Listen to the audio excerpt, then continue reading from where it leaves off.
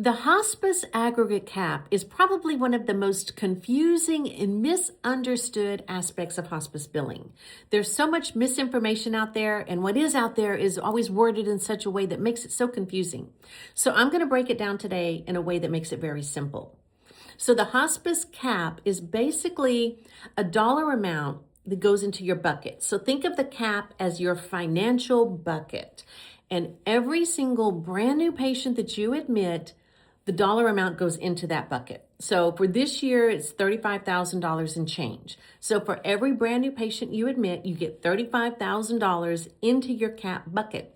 And that is the total billing that you can do for the year on all of your patients. So the CAP year runs from October 1st to September 30th. So let's just say, to make it simple, that October 1st, I admit 10 brand new patients, never been on hospice. That's my only 10 patients. I'm going to have $350,000 in my CAP bucket. That means that's how much money that I can bill for those patients in this next year. Now, let's say the year rolls and I don't admit another single patient. September 30th comes around. I've billed way more than $350,000 on those 10 patients. So Medicare makes you pay back every bit of that money beyond that $350,000 because you've gone over your CAP.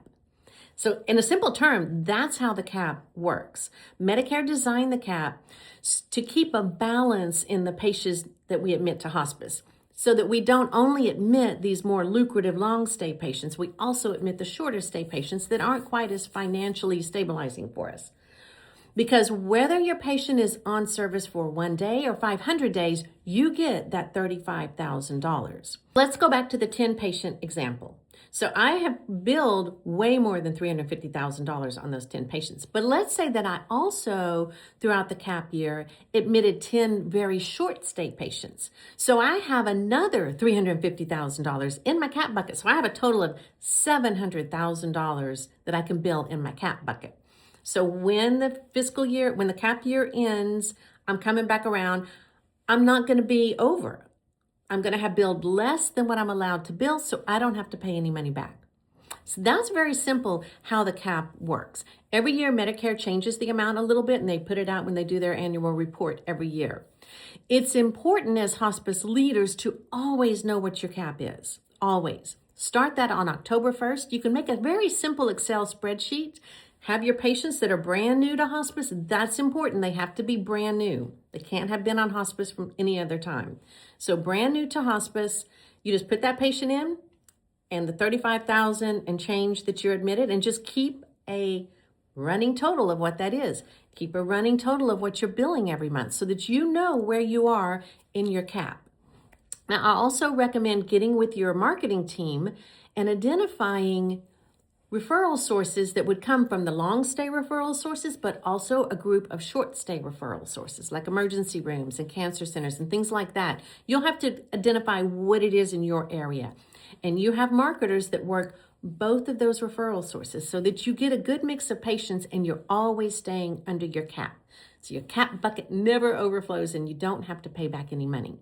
Now, there is a time that it can get a little bit more confusing, because if you transfer a patient, let's say you transfer a patient from a hospice, this patient was on that hospice for 6 months, and then you have them for 6 months, the other 6 months of the CAP year. They're going to get the first 6 months, you're going to get the last 6 months. And or however it breaks down, the time that they were on that hospice company's census, they get that CAP. You get the proportion from the rest of it, so you don't get the whole thing. So be very careful about patients that you transfer in, because it's not necessarily just about census and numbers. If you would transfer a patient that has already extinguished or used up their entire CAP, you get no CAP in your bucket for that patient. So you have to always know where you are in your CAP before you take in a transfer. Because you got to keep your, as leaders, we have to keep our hospice companies financially solvent. And that's a big part of it. If you need any help with this or you have any questions, I'm more than happy to help you with Amity. We have a whole audit division where we work with clients on a multitude of areas where we can help to stabilize your billing and get you on the right track. And so you guys, I hope y'all have a great day, and definitely reach out to me if you have any questions. you.